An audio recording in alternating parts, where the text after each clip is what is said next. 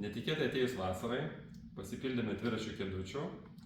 Tai šiek tiek gal apžvelgsiu funkcijas kėdutės, kaip tvirtinasi. Pagrindinis, kad dviračio kėdučiai nereikalinga bagažinė, kadangi jinai tvirtinasi už dviračio rėmų. Turi specialų laikiklį. Laikiklis turi amortizacijos funkciją, tai vaikas jausis tikrai komfortiškai. Šios kėdutės dar pagrindinis privalumas, čia yra Ride Along 2 modelis, tai kad turi palenkimo funkciją. Tai atvertus kėdutę vaikas gali miegoti, aišku, jeigu jūs nevažiuosit dekelę.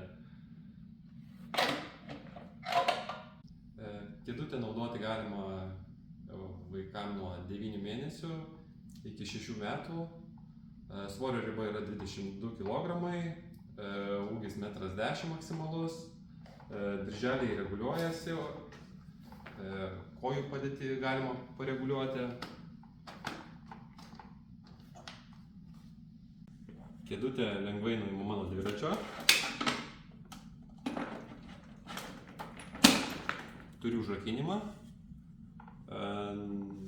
Galima dasipirkti papildomą adapterį, tarkim naudoti ant kito dviračio, tai tiesiog galima lengvai pagal nuotaiką, jeigu dviratį pasikeičia, tai galima lengvai užsidėti ant kito dviračio. Ride Along 2 kėdutė gaminama 3 spalvų, tai gali būti juoda, pilka ir salotinė. Dar galima apkeisti pusėmis paminkštinimą, tai tiesiog galima pasidaryti individualų dizainą. Mūsų asortimente rasite daugiau dviračio kėdučių, tai viena iš jų būtų Ride Along Light, ši yra Ride Along 2, o ši yra Ride Along Light. Tai jų pagrindinis skirtumas, kad neturi atlenkimo funkcijos ši kėdutė. Tai mūsų rekomendacijos būtų būtent Ride Along 2.